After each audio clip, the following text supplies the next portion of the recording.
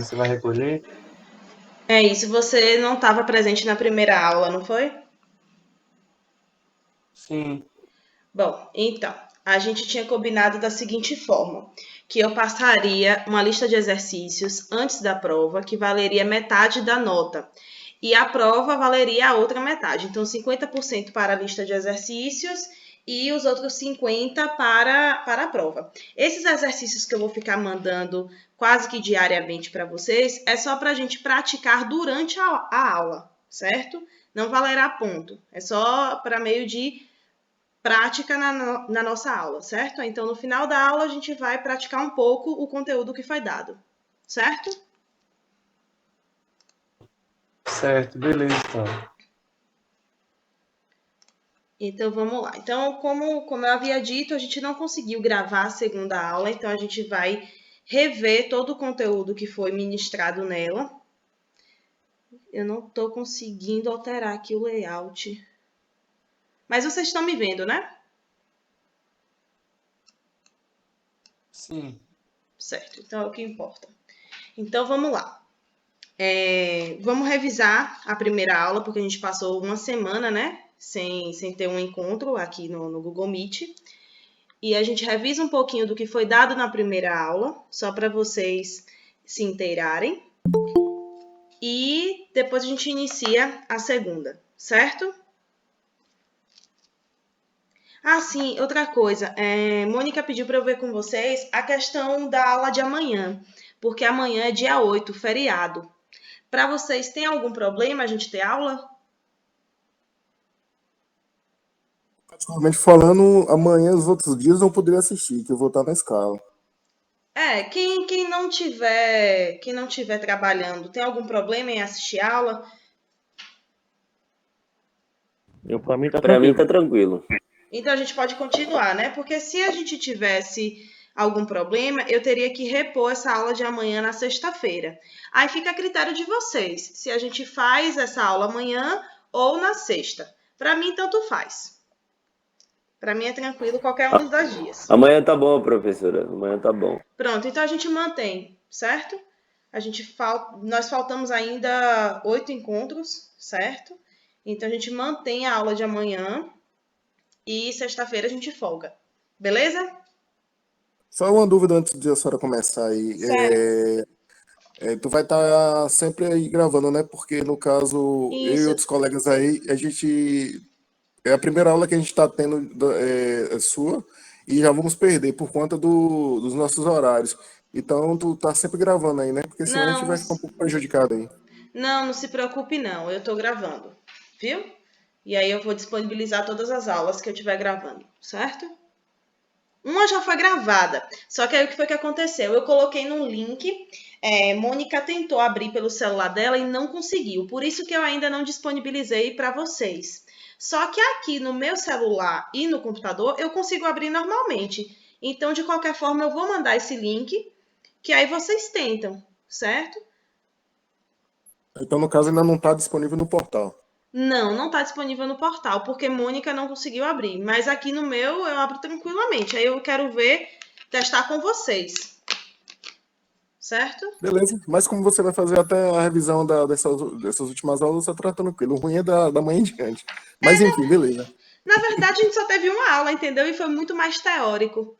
Foi só uma apresentação da topografia. Entendeu? Tranquilo, Foi tranquilo. algo mais teórico. Então vamos lá. Deixa eu botar aqui para apresentar o slide. Estão conseguindo ver aí?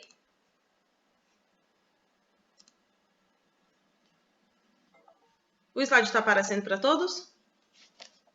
Pra mim tá. Sim, Tá sim. Pronto. Então vamos lá.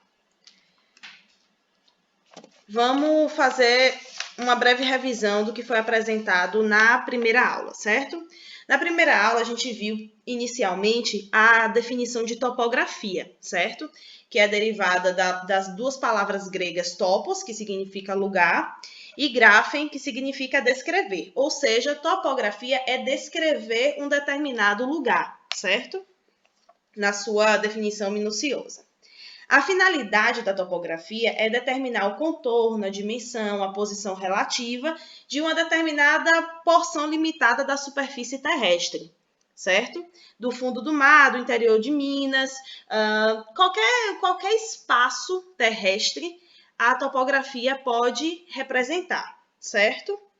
A importância é que ela é base de qualquer projeto, tanto de engenharia como de arquitetura. Então, inicialmente, um engenheiro ou um arquiteto necessita de um projeto topográfico para poder fazer a alocação de suas obras, certo?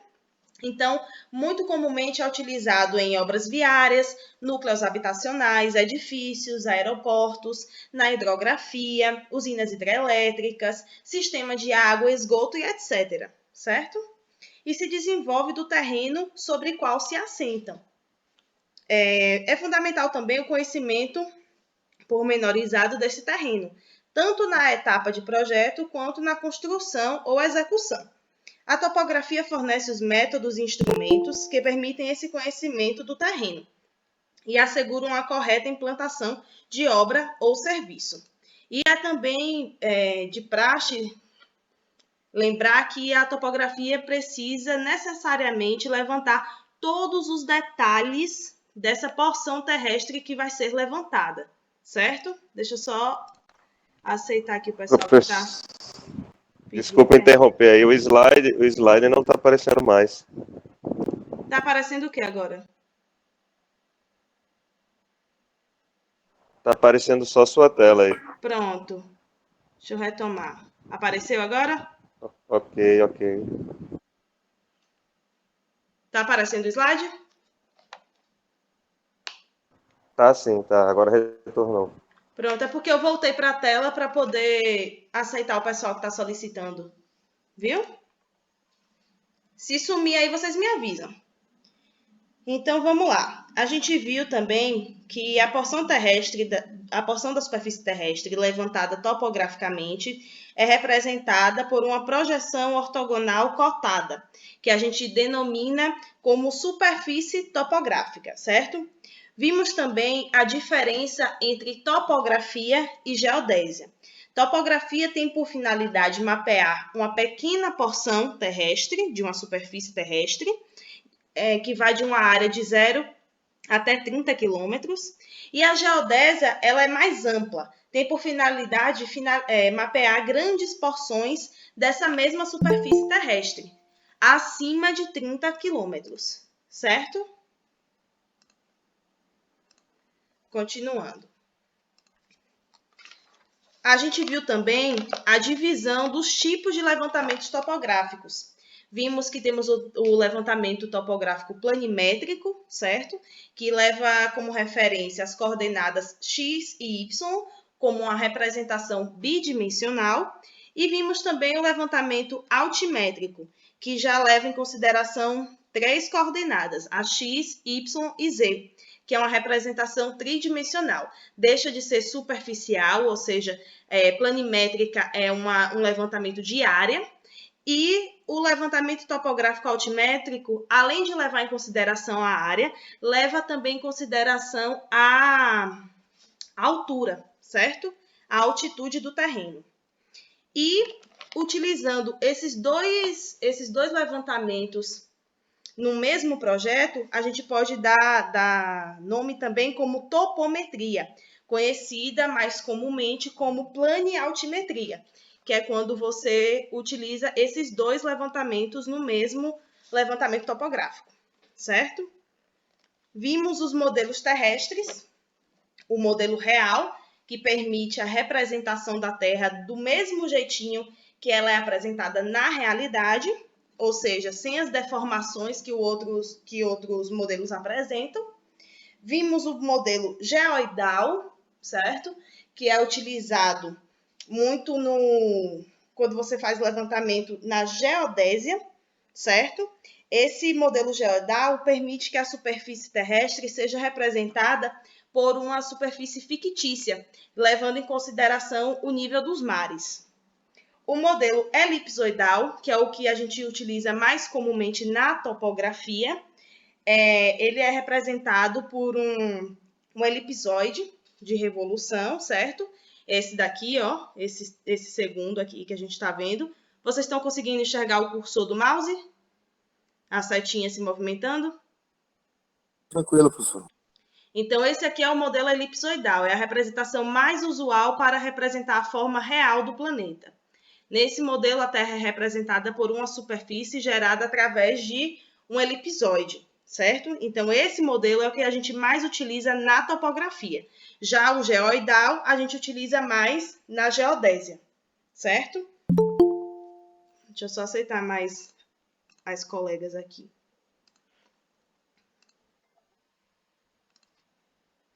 Continuando. A gente parou no modelo elipsoidal. E hoje a gente vai ver o modelo esférico, certo? Assim, na aula anterior também a gente vimos o sistema de referência que é utilizado, é o DATUM. Vimos também os utilizados no Brasil, que são os DATUM SAD 69 e o Sargas 2000, Sirgas 2000, que eu inclusive mandei um link de uma revista para vocês darem uma olhada nas diferenças deles dois, certo? Se vocês não tiverem tido acesso, eu envio novamente essa revista, tá? E hoje a gente vai ver o modelo esférico, quarto e último modelo, que é o modelo esférico. É a representação mais distante da forma real do planeta. Nesse modelo, a Terra é representada como se fosse uma esfera. São os modelos que a gente vê muito em papelaria, aquele globo terrestre bem redondinho, bem esférico mesmo. Ou seja, foge completamente da realidade, ok? Então, é um modelo bastante simples. A Terra é representada como se fosse uma esfera. E o produto dessa representação, no entanto, é o mais distante da realidade. O terreno representado segundo este modelo apresenta-se bastante deformado no que diz respeito às formas reais da Terra, certo? E também em relação às suas posições relativas. Aqui é um exemplo do modelo esférico, certo? O terreno é bastante deformado em relação às suas feições e posições do terreno. Elementos terrestres. Aí a gente vai apresentar alguns elementos terrestres importantes para a realização do levantamento topográfico. Então, a gente tem a linha dos polos, ou eixo da Terra, que é uma reta imaginária que une os dois polos, o polo norte até o polo sul. E ao redor dessa linha imaginária é o que a Terra gira, certo? A Terra gira em torno dessa linha imaginária, ok? Ela faz um movimento de rotação, ela gira em torno dela mesma. A linha do Equador é o círculo máximo da Terra na horizontal e é um plano normal aos polos, ou seja, perpendicular aos polos. Os paralelos, como o próprio nome já diz, as linhas paralelas estão paralelas à linha do Equador, certo?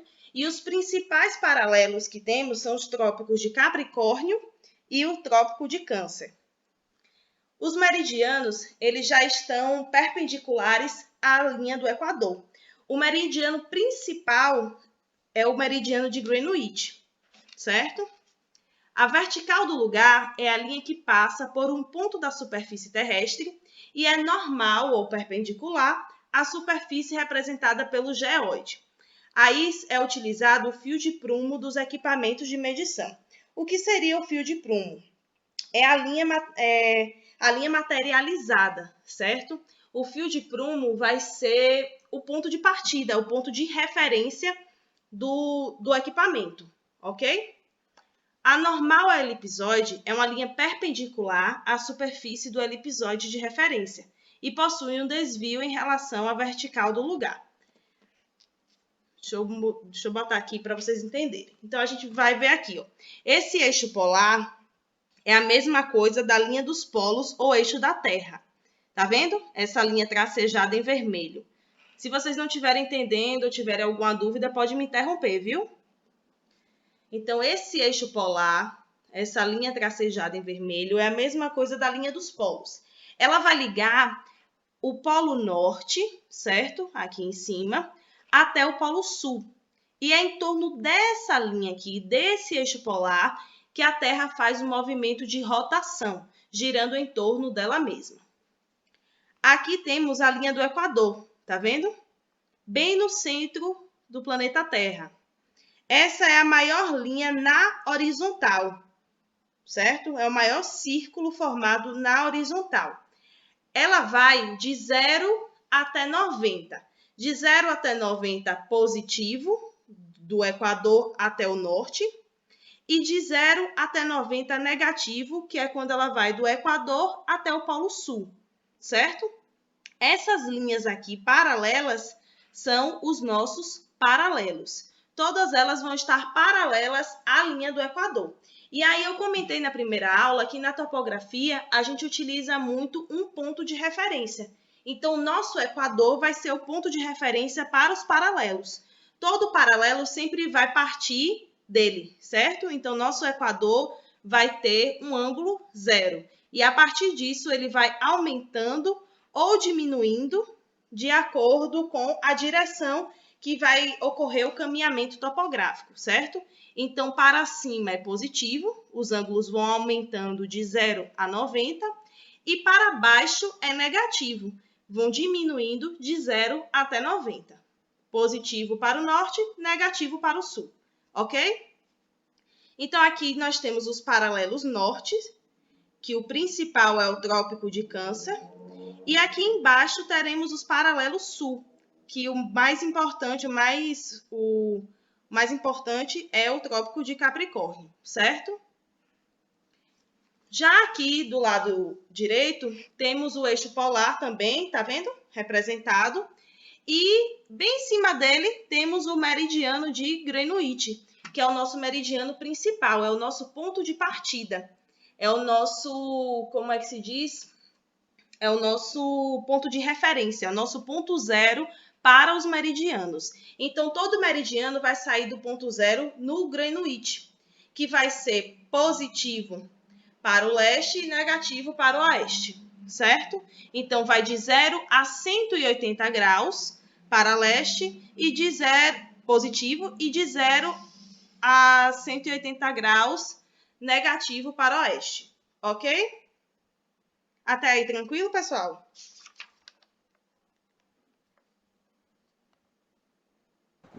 Tranquilo aí, professor. Perdão. Eu só me confundi, porque eu estava aqui falando que era de 0 a 180 positivo para leste, só que não, é de 0 a 180 negativo para leste e de 0 a 180 positivo para oeste. Tudo bem? Só corrigindo. Se vocês estiverem fazendo anotação, anota isso, por favor. Anota essa correção. Então, o meridiano de Greenwich é o nosso principal meridiano e ele vai de 0 a 180 positivo para o oeste e de 0 a 180 negativo para o leste, certo? Vamos seguindo. Aqui, ó. Tá vendo? O giro que ele faz. Beleza? Estão entendendo, galera? Beleza, professor, de boa. Pronto. Aqui é só para representar os graus. Deixa eu voltar aqui. Continuando os elementos terrestres. A gente ainda tem os pontos da vertical do lugar, zênite e nadir. O que seria o zênite e o nadir? Certo? Deixa eu pôr aqui na figura. Ok. Nesse ponto aqui central, tá vendo? O cursor do mouse? Vocês estão enxergando?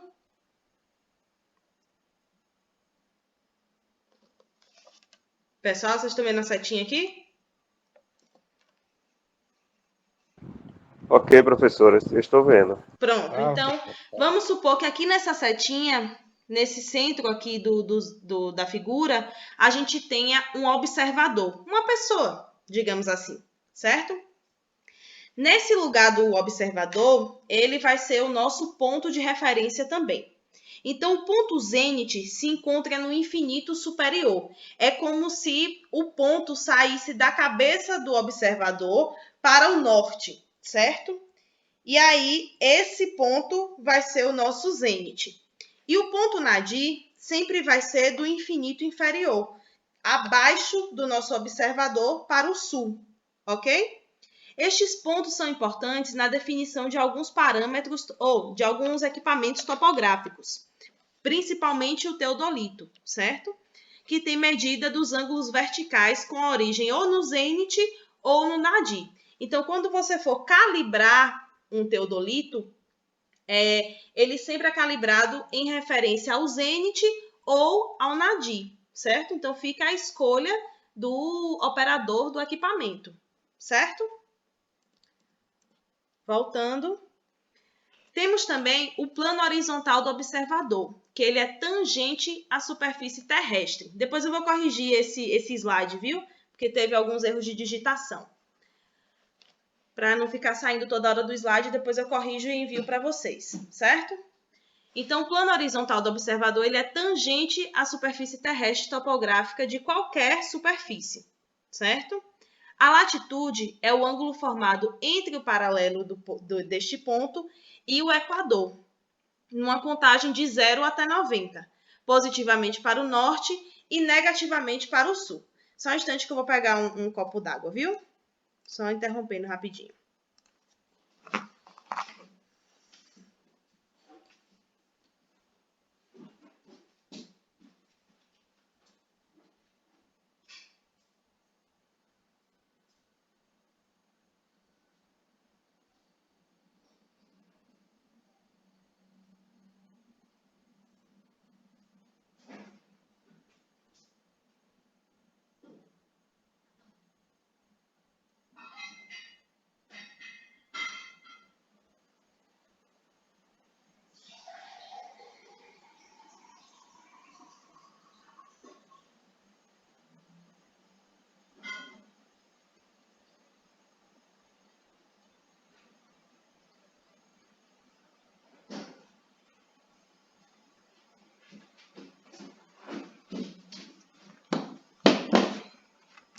Pronto, retornei.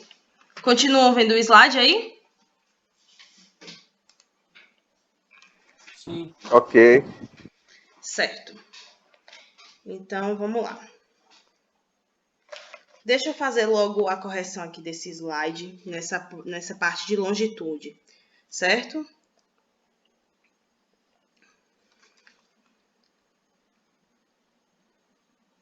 Só um instante. Fazer logo essa correção.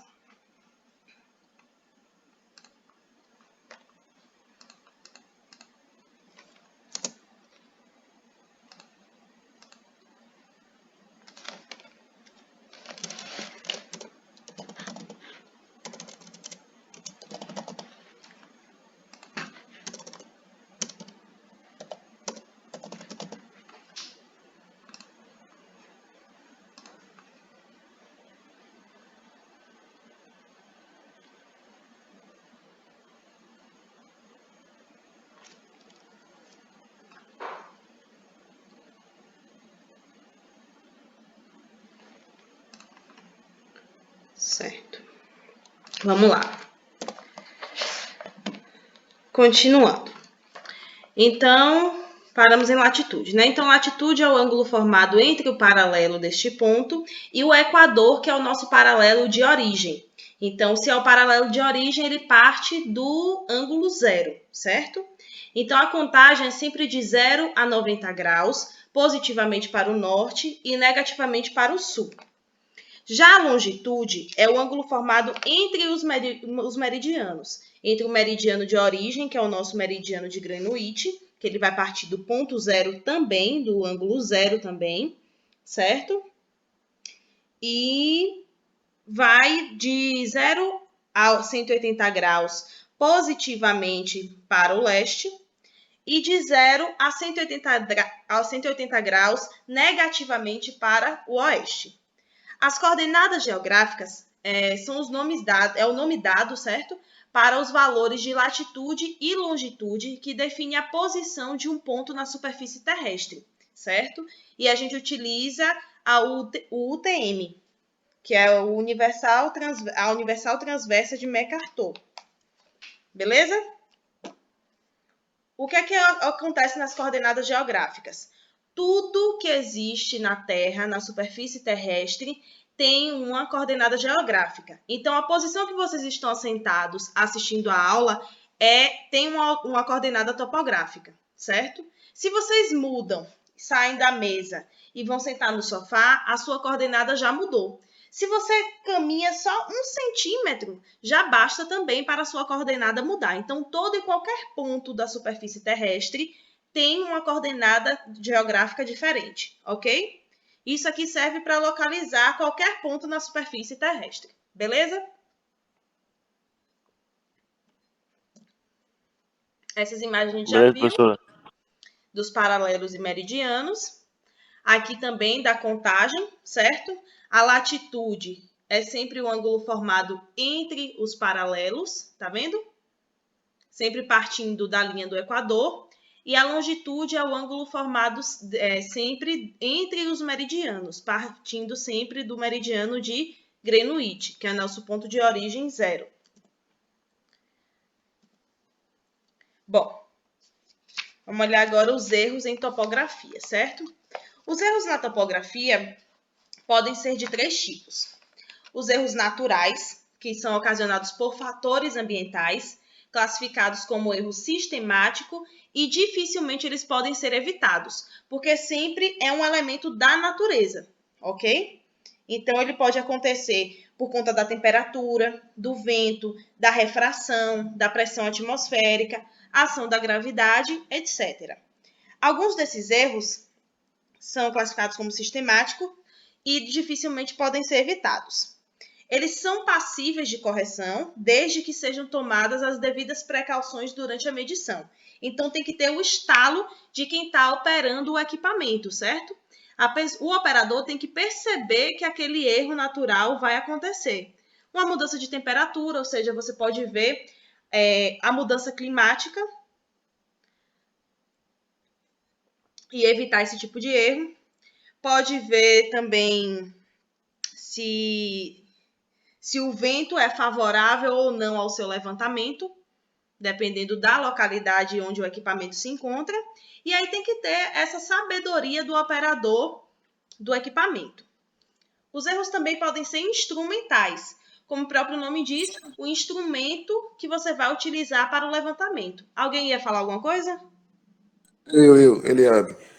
A senhora falou no sentido de ambiental, por tempo, clima, e no sentido de mina, subsolo, que geralmente são níveis, às vezes são níveis que são muito quentes, também pode ocorrer isso? Pode ocorrer sim. Se classifica como um erro natural, certo? Porque você está Aí, embaixo do solo, você está no subsolo. Então, aí o que acontece? lá também vai gerar erros naturais. Certo. Aí o que acontece, como você falou, que vai dar da experiência do operador lá no equipamento, ele pode minimizar esse erro aí na calibragem ou em cálculo? Como é que Não, procede nesse nesse sentido? caso de calibragem, se classificaria como um erro instrumental, certo? Porque aí vai ser uma falta de calibragem e aferição do equipamento, do aparelho, ok? Mas essa questão de erro natural é assim, por exemplo, o operador já conheceu o ambiente que vai se trabalhar, entendeu? E saber a situação mais favorável para poder fazer esse levantamento. É isso que eu quis dizer. Então, a experiência do operador também conta. Você já conheceu o local, o ambiente que você vai trabalhar e saber quais possíveis erros naturais que poderiam acontecer. Entendeu mais ou menos? Tranquilo, entendido. Obrigado. Pronto. Então, continuando. Os erros instrumentais são ocasionados por defeitos de instrumentos. Alguns são classificados como acidentais, ocorrem ocasionalmente, podendo ser evitados através da aferição e calibragem, a calibragem dos aparelhos. Quem foi que falou agora comigo? Eliabe. Eliago. Então, ali o que você perguntou em relação ao aparelho entra aqui nesses erros instrumentais, certo? Eles podem ser evitados quando você realiza a aferição correta e a calibragem dos aparelhos, botando sempre para o ponto de referência. Então, isso aqui se classifica como erro instrumental. E também podem ser pessoais, os erros pessoais, ocasionados por falta de cuidado do operador, quando o operador está desatento. Então, é muito mais comum o erro na leitura dos ângulos, erro na leitura da régua graduada, na contagem do número de treinadas, no ponto visionado errado, um aparelho fora de prumo, um aparelho fora de nível, certo?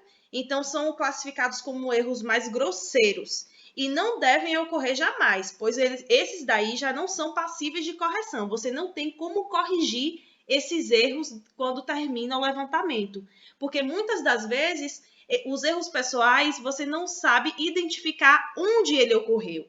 Então, você pega um levantamento de mais ou menos uns 200 metros, vamos colocar assim. Você vai fazer um levantamento de umas treinadas de 20 em 20 metros, certo? Quando você faz uma aferição errada, você não vai saber localizar onde foi que você errou. Então, você vai ter que refazer o levantamento inteiro. Por isso que esses erros são classificados como grosseiros e eles não podem acontecer. Então, o operador tem que ter muita atenção na hora de realizar o levantamento topográfico, ok? Posso continuar? Vou dando continuidade. Qualquer coisa, vocês me interrompem. Vamos ver agora as grandezas topográficas. As grandezas topográficas se classificam como angulares e lineares. Para as grandezas angulares, temos dois tipos de ângulo. O ângulo horizontal, que são medidos entre as projeções de dois alinhamentos do terreno no plano horizontal. Então, é como se você fizesse, vamos pensar aqui num quadrado no chão, certo? O ângulo entre duas retas desse quadrado que você fez vai ser um ângulo horizontal, certo? Então, aqui, ó, por exemplo, entre as paredes da sua casa. Você pega uma parede e outra. O ângulo traçado entre essas duas paredes é o nosso ângulo horizontal, certo? Temos também o ângulo vertical, que é medido entre o alinhamento do terreno e o plano do horizonte, certo? Então, o ângulo horizontal é quando a gente utiliza um levantamento planimétrico, certo? E o ângulo vertical é quando a gente utiliza um levantamento altimétrico, porque a gente já vai correlacionar o levantamento horizontal com a altura, certo? Então, vai ser o ângulo medido entre o alinhamento do terreno e o plano do horizonte. Esse ângulo vertical, ele pode ser ascendente, positivo, certo? Que a gente vai utilizar Poxa, fugiu a palavra. A gente vai utilizar... A gente vai utilizar o sinal positivo ou descendente com sinal negativo. Isso vai depender muito de como se encontra o terreno. Se ele se encontrar em aclive, ele vai ser ascendente, ou seja, positivo, ou se ele se encontrar em declive, vai ser descendente ou negativo, ok? Os ângulos medidos não são iguais e dependem da posição, ou seja, a altura do plano do horizonte em relação às arestas em questão. Então, vai depender da altura em relação ao plano horizontal, certo? Então, aqui a gente tem a medida de um ângulo vertical, certo? O equipamento é posicionado em um determinado ponto, ok? E ele vai fazer um ângulo entre a linha do horizonte e a altura do terreno, certo? Muito provavelmente esse equipamento aqui, ele é um teodolito, porque ele está calibrado em relação ao zênite. Tá vendo, pessoal? O zênite sempre vai ser o meu ângulo entre o alinhamento superior do observador, do equipamento, e a sua altura, certo? Beleza? Tranquilo até aí? Alguma dúvida?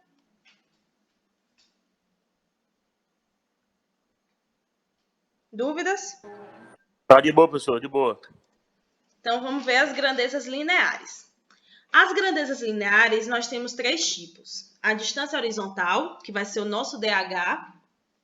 a distância vertical ou diferença de nível, nosso dV ou dN, e a distância inclinada, que é o nosso DI. O nosso DH é a distância medida entre dois pontos no plano horizontal, certo? A distância vertical ou diferença de nível, nosso dV ou dN, é a distância entre dois pontos no plano vertical, que é perpendicular ao horizontal. E a distância inclinada vai ser a distância entre dois pontos em planos que seguem a inclinação da superfície do terreno. Não se preocupe com os erros ortográficos aqui não, porque o slide foi feito rapidamente e acabou acontecendo, mas eu vou corrigir e enviar novamente para vocês, viu? Então, aqui, essa terceira figura, a gente tem a representação do DH, do DV ou DN e do DI, certo? Então, aqui... Professora, Oi. tem como a professora mandar os slides das outras aulas? Porque eu não consegui entrar na sua aula de forma nenhuma. Não, sem problema. Eu estava explicando anteriormente que a gente só teve uma aula de fato, entendeu? Eu vou enviar o link dessa aula. A segunda aula foi exatamente sobre esse assunto, só que eu não consegui finalizar e nem consegui gravar pelo aplicativo que me pediram, me solicitaram no CETEC, entendeu? Só estou conseguindo gravar pelo Windows. Mas eu vou disponibilizar todas as aulas. Eu vou gravar todas as aulas e vou disponibilizar para vocês, beleza? Ok, obrigada, professora. De nada. Então, retomando. Nessa terceira figura, a gente tem a representação da distância horizontal, da diferença de nível ou distância vertical e da distância inclinada. Acompanhem o cursor do mouse. Esse daqui é o nosso terreno real, ok? Marcou-se, então, o ponto A, nessa parte superior, certo? E marcou-se o ponto B. Para a gente tirar a distância horizontal e a distância vertical, a gente tem que fazer uma projeção desses pontos, certo? Tanto do ponto B, que a gente vai chamar de B', e quanto do ponto A, que a gente vai chamar de A', certo? Então, a nossa distância horizontal vai ser a distância entre o ponto A real e a projeção B, ou então entre a projeção A e o ponto B, certo? Então, isso aqui vai ser o nosso DH. Já a diferença de nível ou distância vertical, a gente vai medir a altura, ok? Então, vai ser a distância entre o A e o A', a nossa projeção de A, ou então entre B e B', que é a nossa projeção do B. A distância inclinada vai ser a distância real entre os dois pontos, entre o A e o B. Dúvidas? Se tiverem dúvidas, interrompa. Continuando. Vamos ver as unidades de medida, certo? Nas unidades de medida, em topografia são utilizadas duas espécies de grandezas, né? As lineares e as angulares. Então, a gente tem que ver 4 tipos de unidades de medidas, certo? Para a gente poder caracterizar essas distâncias angulares e lineares. Encontra-se as unidades mais comumente utilizadas para expressar cada uma das grandezas mencionadas. O sistema de unidades utilizado no Brasil é o métrico decimal, certo? É o que a gente sempre parte do ponto do metro, certo? Então, a gente sempre vai ter derivados do metro, certo? Em função dos equipamentos da bibliografia utilizada, na sua grande maioria importada, algumas unidades relacionadas abaixo apresentarão seus valores correspondentes ao sistema americano. A gente não vai utilizar o sistema americano, vamos utilizar o sistema brasileiro, certo? Porque o sistema americano ele utiliza muito mais os pés e polegadas. Aqui a gente vai utilizar as medidas a partir do metro. Então, para a medida linear, o metro. Para a medida de superfície, metro quadrado, e unidade de medida de volume, metro cúbico ou litro, certo? Aqui a gente tem as conversões, ok? Então, para a medida linear, a gente sempre vai partir do metro, em todas as medidas, ok? O metro, a conversão dele vai ser sempre múltiplos de 10, certo? Então, por exemplo, do metro para o decímetro, a gente vai multiplicar por 10. Então, se a gente tem 1 metro, para transformar ele em decímetro, a gente vai multiplicar 1 por 10. 1 vezes 10, 10, certo? Então, de metro para 1 metro equivale a 10 decímetros. De decímetro para centímetro, a gente também multiplica por 10, certo? Então, se 1 metro vale 10 decímetros, 10 decímetros vai valer 100 centímetros, ok? Porque eu vou multiplicar esse 10 por 10. 10 vezes 10, 100. E de centímetro para milímetro, a gente multiplica por 10 também. Então, 100 vezes 10, 1000. Então, a gente sempre vai multiplicar de 10 em 10, ok? E vice-versa. Quando você fizer do metro para o decâmetro, você, ao invés de multiplicar, você vai dividir por 10, ok? Do decâmetro para o hectômetro, você também divide por 10.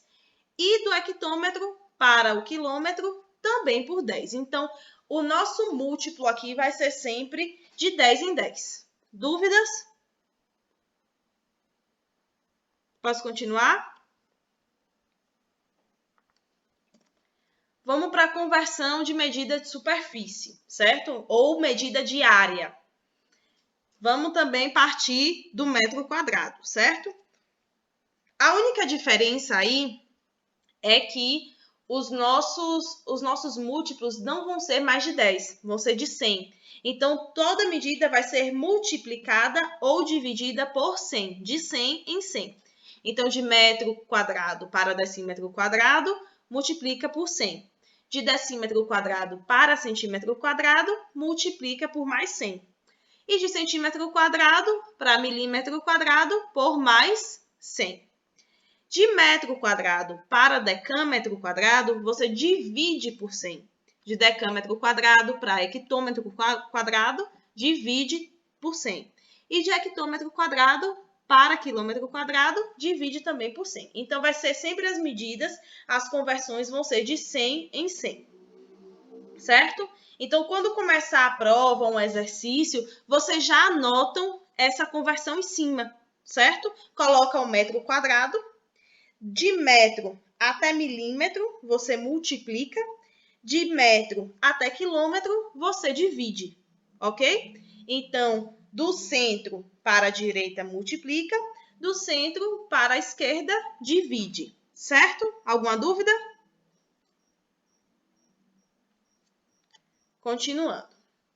A medida de volume também é dessa forma, só que ao invés de ser múltiplos de 10 ou 100, vão ser múltiplos de 1000. Então, você vai multiplicar e dividir por 1000, certo? Da mesma forma, analogamente do mesmo jeito, certo? Do mesmo jeito das medidas anteriores. Do meio, do metro para o milímetro, vai ser sempre de 1000 em 1000 multiplicado. E do metro cúbico para o quilômetro cúbico, vai ser sempre dividido de 1000 em 1000, ok? Lembrando que, vou até botar aqui uma observação, certo? Lembrando que a gente vai ter o seguinte, 1 litro vai equivaler a 1 decímetro cúbico, certo? Muitas pessoas confundem, acham que 1 litro equivale a 1 metro cúbico, mas não. 1 litro equivale a 1 decímetro cúbico, certo? Então, quando você tiver uma conversão de litro para metro cúbico, você tem que lembrar que você está se referindo a 1 decímetro cúbico, ok? Continuando. Aí temos as medidas angulares, certo? De grau para radiano ou vice-versa. Então, aí temos alguns graus mais populares, que são os 360 graus, que é uma volta completa, certo? 360 graus, que equivale a 2π rad. Lembrando que o π vale 3,14 aproximadamente. 180 graus é a metade de 360, então significa que em radianos também vai ser a metade. Então, ao invés de ser 2 pi rad, vai ser só 1 pi rad, ok? E assim sucessivamente. Temos aqui a representação para 90, 60 graus, 45 e 30 graus. Para fazer essa conversão de medidas angulares, é muito simples. Você pode pegar uma referência. Geralmente a gente utiliza 180 e o pi rad, certo? E faz uma regrinha de 3. Deixa eu pôr aqui um exemplo. Deixa eu diminuir aqui.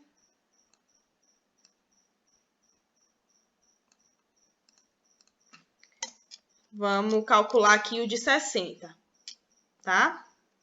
Então, 1 pi... Deixa eu ver onde tem inserir. Equação. Cadê o pi? Vocês estão enxergando? Ah, achei.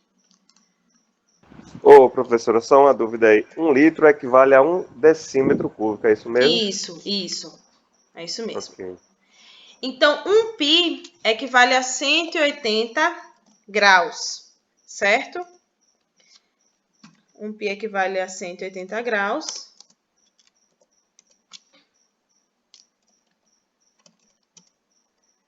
Equivale a 180 graus. E x, que é o que a gente quer descobrir, vale 60 graus. Então, a gente faz uma regrinha de 3. A gente vai cruzar esses valores. Pi vezes 60 e x vezes 180. Então, a gente vai ter aqui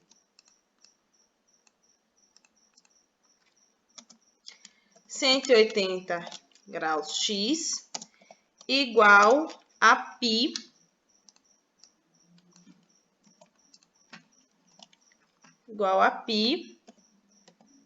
vezes 60 graus, ok? Vamos passar o 180 dividindo para o outro lado, certo? E aí, vamos ter um x igual a...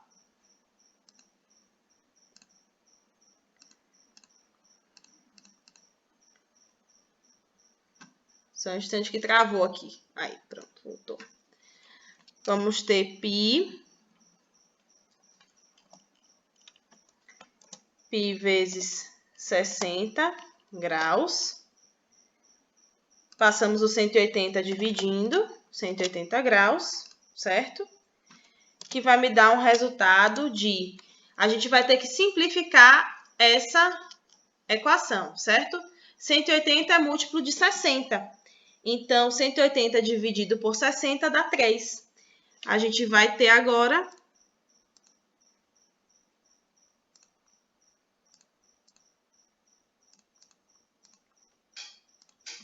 O pi, 60 dividido por 60 dá 1, 180 dividido por 60 dá 3. E eu cortei os graus porque a gente tem grau tanto no numerador quanto no denominador, certo? Então, simplificando, temos 60 graus, que é igual a pi sobre 3 rádio. Ok? Então, sempre para fazer essa transformação de medida angular, a gente faz por regrinha de 3, ok? Vou deixar aqui do lado a referência. Você pode usar qualquer desses ângulos aqui como referência, mas o mais simples é o 180, que você não tem que simplificar tanto, certo? Porque, na verdade, ele só é o pi rad, né? Beleza? Dúvidas? Vou salvar aqui. Eu queria ver com vocês se todo mundo baixou o exercício que eu enviei no WhatsApp. É o que, professora? Eu enviei um exercício no WhatsApp. Vocês teriam como dar uma olhadinha? Eu vou abrir ele aqui também para vocês acompanharem. Deixa eu abrir aqui o WhatsApp, que eu vou abrir o link.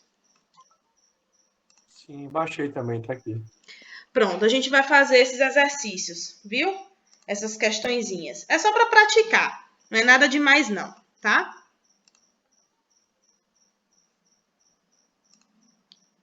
Deixa eu abrir aqui.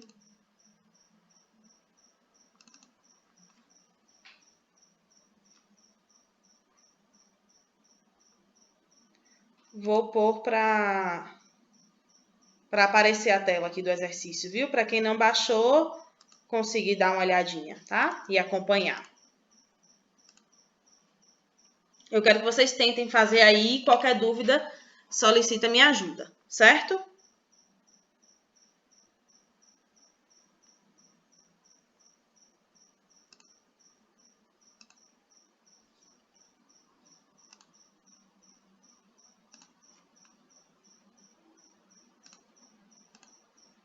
Estão vendo aí? Tô vendo sim, professor. Pronto. Tentem fazer essas questões. Ó, eu vou marcar aqui, porque como a gente só tem meia hora, eu vou marcar as questões para fazer, certo? Eu vou pôr em negrito, tá? Tentem fazer essa daqui.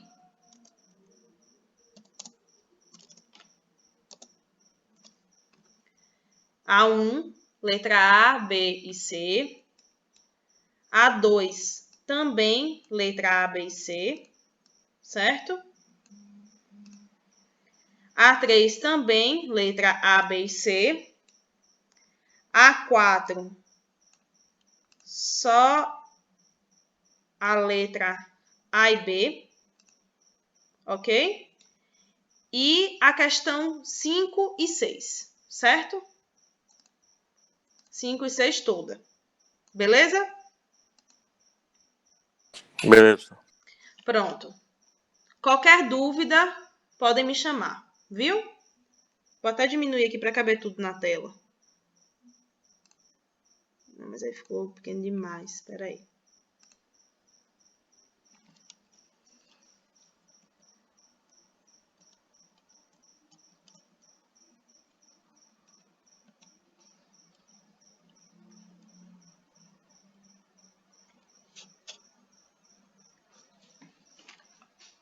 Estão conseguindo enxergar, né?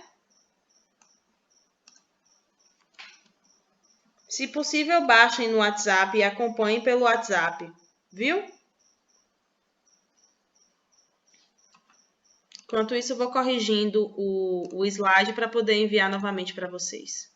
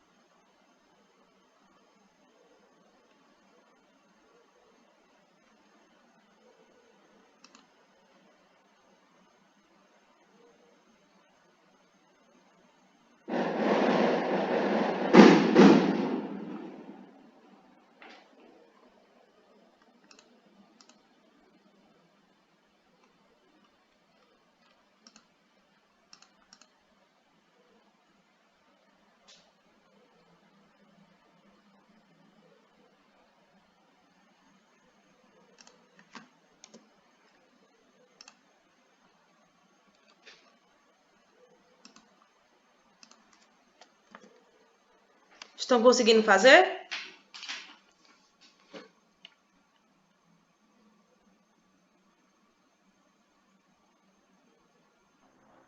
Por hora eu já fiz aqui a letra A, B e C do primeiro.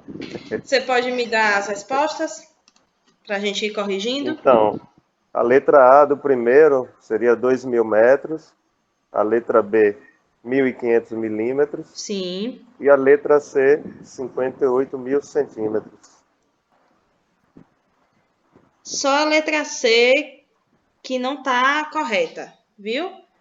A letra C não são 58.000, são 580.000 centímetros. 580.000, certo, perfeito. Isso. 580, perfeito. Quem puder já pode ir anotando esse gabarito do colega, viu? Tá correto.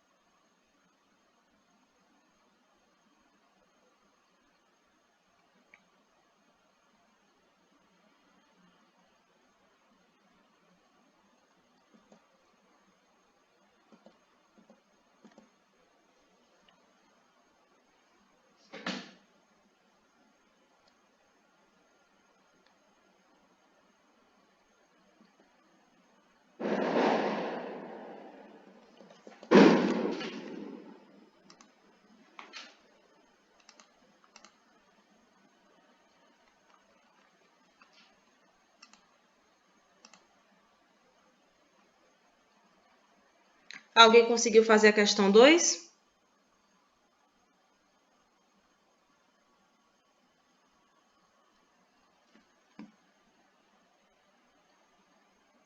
Quem terminar a 2 pode falar aqui, viu? Para a gente poder fazer a correção e passar o gabarito para os colegas.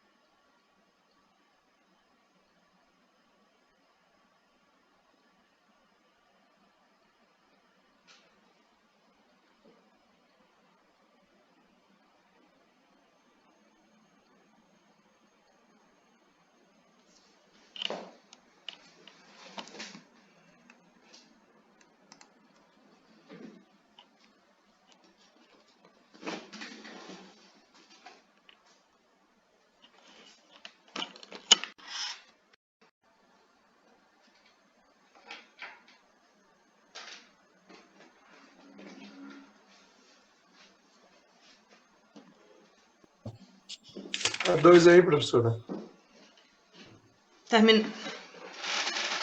Finalizou a 2? Sim. Certo. Pode dizer as respostas para a gente corrigindo.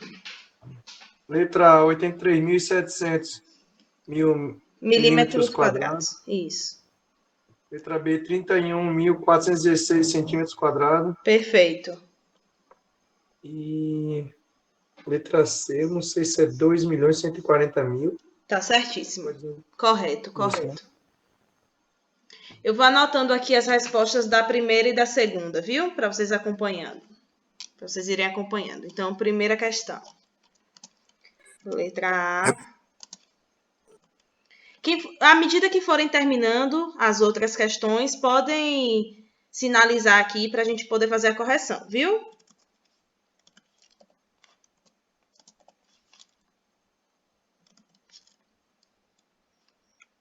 Repete aí, por favor, Elta, da segunda.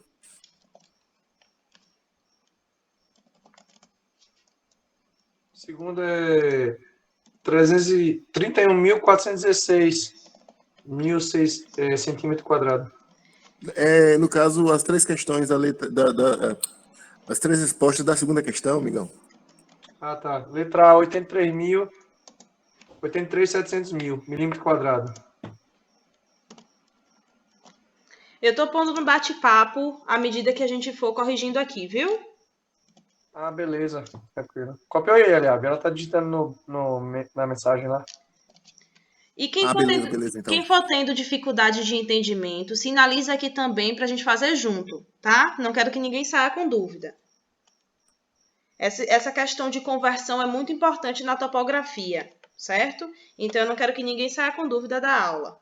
O restante das letras, das questões, vocês podem praticar em casa, viu? Eu só coloquei essas daí por conta do horário, que daqui a pouco a gente finaliza a aula e eu queria que desse tempo vocês fazerem algumas comigo, certo?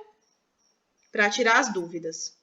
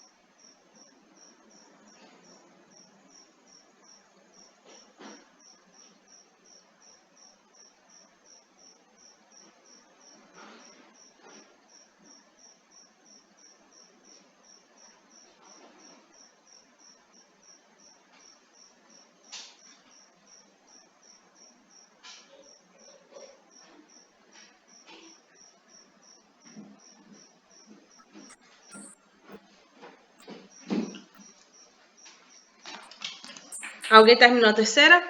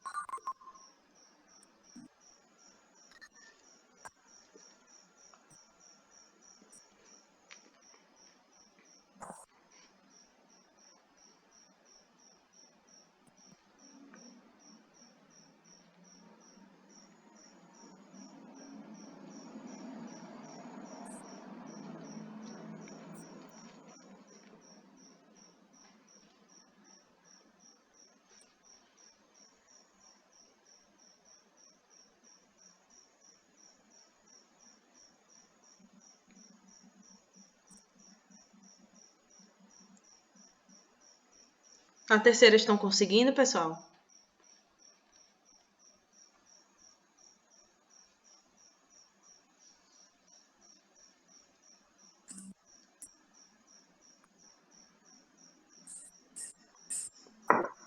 Professora, Oi. Pode falar.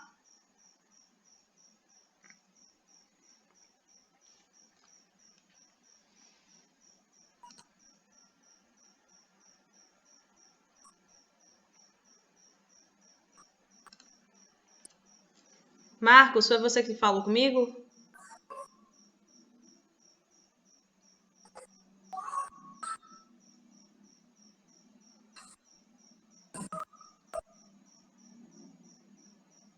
Marcos, seu microfone está desligado.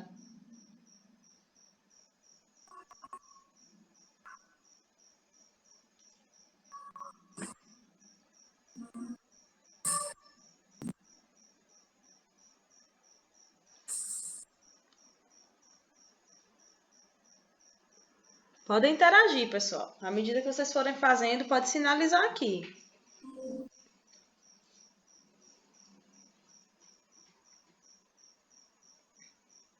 O pessoal está saindo da reunião? Tem uma dúvida aqui. Sim. No caso, para eu fazer a conversão de, no caso, metro cúbico para milímetros cúbico, aí no caso vai ser vezes, ou no caso em cima é vezes 1000, é vezes 1000, vezes 1000? Isso mesmo. Não se preocupe com a quantidade de zero, não. Pode arrochar. Então, no caso, vai ser vezes 3000, né? Ou é vezes 1000, depois vezes 1000, depois vezes 1000. Isso, vezes 1000, depois vezes 1000 e depois vezes 1000 de novo. Então, eu tenho que transformar em cada unidade até chegar lá. Digamos, Isso. metro cúbico para decímetro cúbico, para centímetro cúbico, para milímetro cúbico. Isso mesmo. Entendi, beleza. Fica mais fácil, entendeu? Quem não tem esse hábito de fazer as transformações, é mais fácil fazer a conversão de medida para medida, até chegar na que a questão sugeriu, entendeu? Do que fazer direto. Entendi. Quando vocês forem pegando o hábito, aí fica mais fácil. Não se preocupem, não.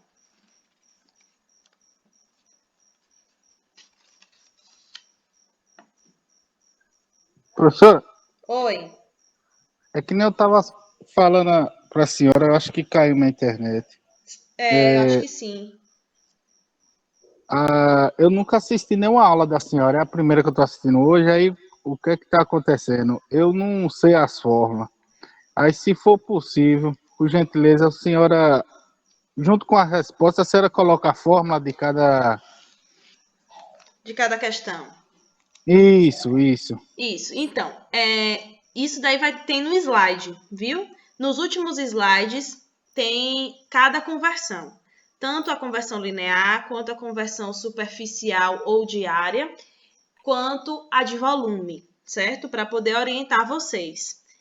Eu mandei o slide no grupo da disciplina, viu? No grupo da turma. Aí, nesse slide, tem as conversões. Tá certo, então eu vou dar uma olhada depois. Então. Viu, certo. Mas qualquer dúvida pode me contactar, viu? E se vocês tiverem dúvida, à medida que forem fazendo os exercícios em casa, pode me mandar mensagem também no WhatsApp, viu? No privado, que aí eu vou tentando esclarecer para vocês. Certo?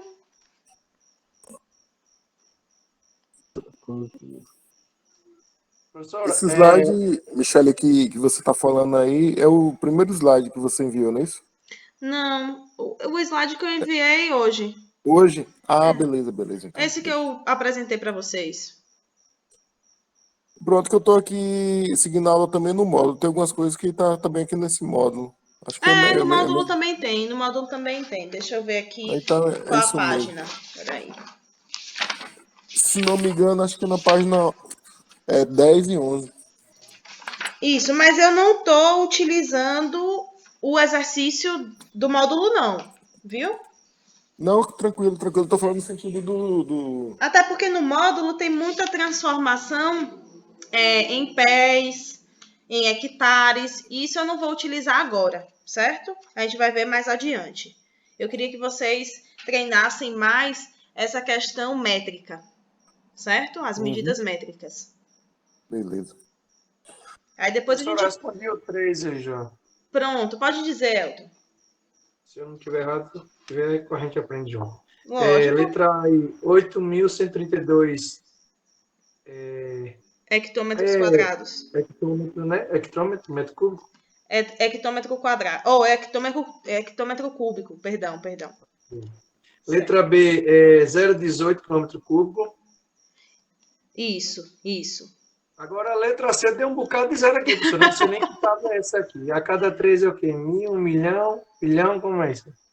Vai ser assim, 1000 3, 9. são 9 zeros, isso. É 1 vezes 10 elevado à nona. São Isso. 9 zeros. Tá É certo? isso que eu ia lhe perguntar também, se poderia colocar elevado também. Pode sim, pode sim. Se você já tiver o hábito de utilizar, pode sim. Não tá errado, não. Viu? Entendi. Pronto, então Escreva tá o que tranquilo. for da melhor forma para vocês, certo? Não tá errado, não. Pode utilizar. Fique à Então, vontade. uma pronúncia seria uma vezes 10 elevado à nona e a outra seria qual? Um trilhão aqui, um bilhão? O que é isso aqui? Deixa eu até anotar aqui, viu? Para poder tirar essa Três, sua dúvida. então, 1000, 1, 2, 3, aí bilhão, 1000. 1, 2, 3. Milhão, bilhão. bilhão no caso, né? Isso, 1 bilhão. A linguagem dele elevado fica até mais fácil. Fica bem mais simples. Também utilizaria. Beleza. Vou pôr aqui a resposta pro pessoal.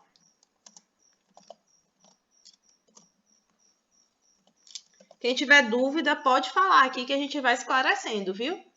Quero vergonha, não quero nada aqui, não. Todo mundo tá aqui para aprender um com o outro.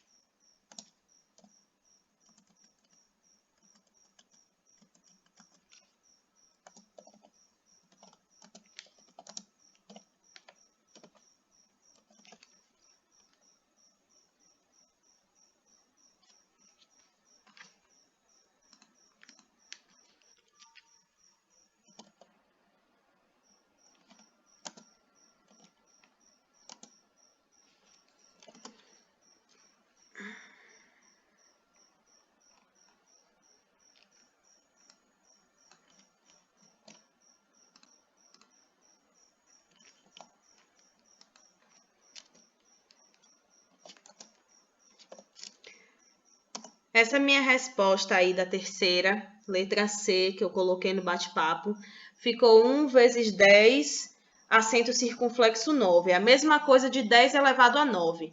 É porque eu não achei aqui o 9zinho elevado, viu? Aí para escrever isso aí também é a mesma coisa, viu?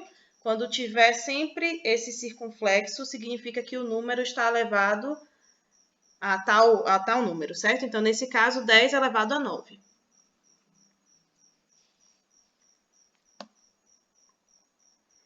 9, no caso, seria a quantidade de zeros apresentados, ok? Então, 10 elevado a 9 significa que tem 9 zeros depois do 1.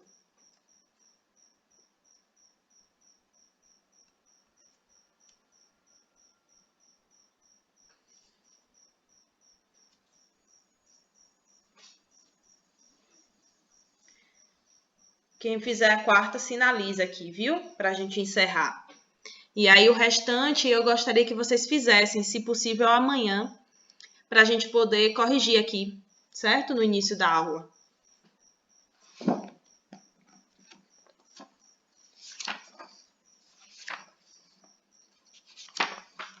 Professora, Oi.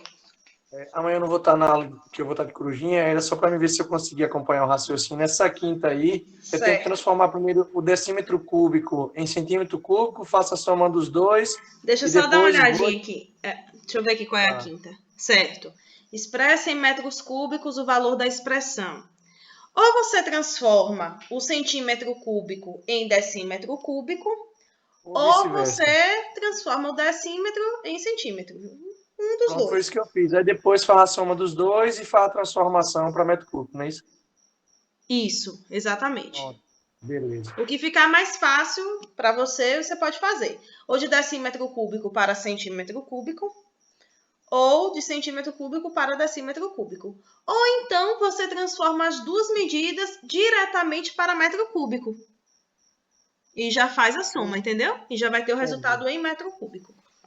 Entendi também, O que beleza. ficar melhor para cada um.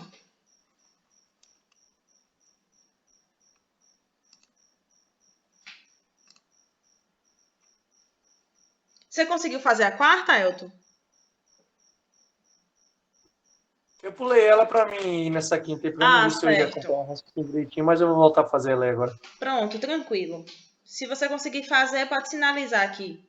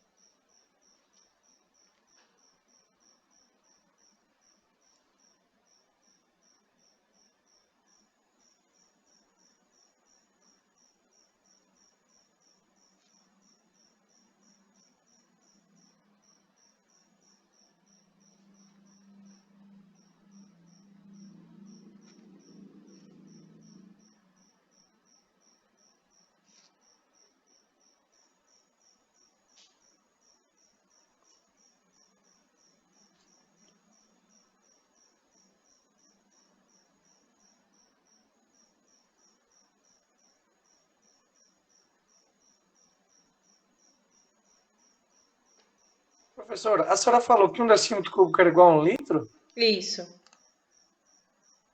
Isso. 1 decímetro cúbico equivale a 1 litro. Então, 3,5 decímetro cúbico é 3,5 litros, então. Isso, exatamente.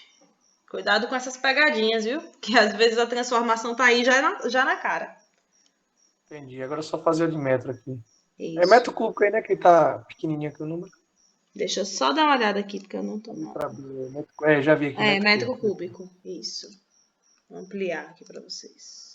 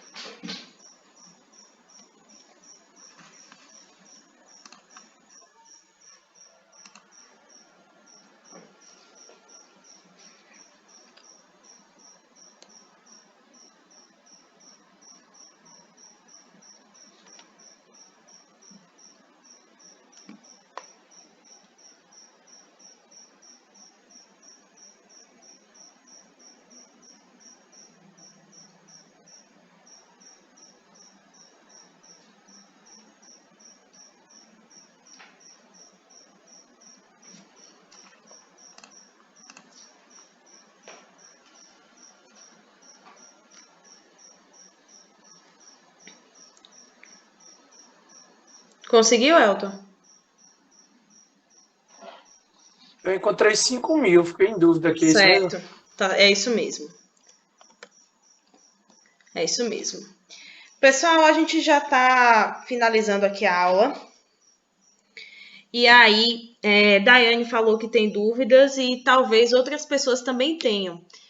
Quem se sentir à vontade, pode me chamar no privado do WhatsApp para a gente esclarecer essas dúvidas, viu?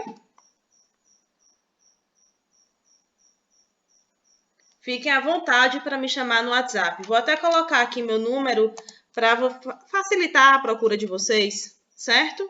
E não saiam da sala agora não, que eu vou fazer a chamada. Só anotar aqui quem está presente, certo?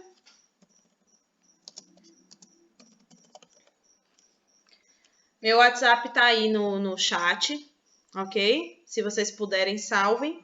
Ou então procurem no grupo da sala, que aí a gente vai conversando e vai alinhando, viu? Podem falar comigo no privado, não tem problema nenhum não, certo? Deixa eu salvar aqui quem está presente na sala.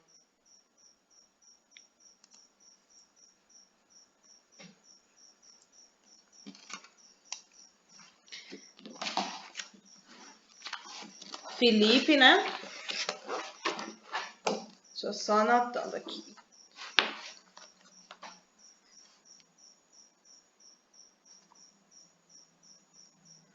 Felipe, Daiane. Presente, professora. Eliabe. Presente, boa noite, professora. Boa noite. Acho que eu vou estar, volte me ligando para a senhora, viu? Tem problema não, pode me chamar. Sem Valeu. problema. Aí, professora, como eu falei, junto com o colega Elton, a gente é da mesma letra. Eu também não vou poder ir aí só agora para a semana para tá. Não se preocupe com a questão de presença, não, porque eu vou estar disponibilizando a aula, certo? Não nessa questão de presença até que não. Agora é mesmo na questão de Das junto com a senhora dúvidas. tirar as dúvidas, é. Mas assim, né? Segue o jogo. Não, mas aí vocês podem me chamar, não tem problema não. Eu estou à disposição de vocês, viu? Podem me chamar quando vocês quiserem. Tranquilo, obrigado. Se eu demorar para responder é porque eu também trabalho na prefeitura e aí muitas vezes eu estou em obra, mas não se preocupe não que uma hora eu respondo. Tranquilo, boa noite. Boa noite. Elton tá presente? Tá. Sim, Gabriel. presente. Boa noite.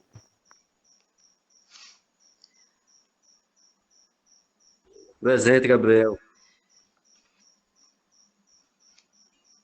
Joy Pereira. Josemar.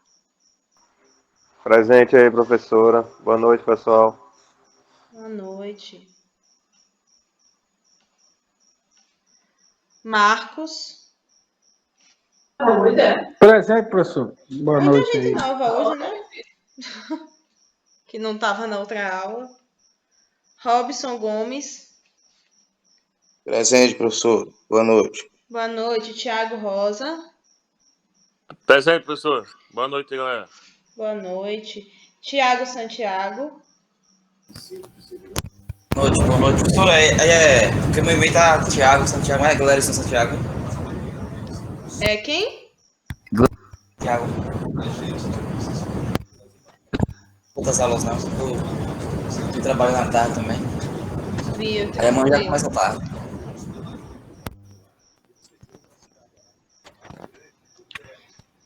Isarli Dias. Presente, boa noite. Boa noite. Por hoje é só, né? A gente se encontra amanhã nesse mesmo horário, então. Boa noite, gente. Tchau, tchau. Boa noite. Tchau.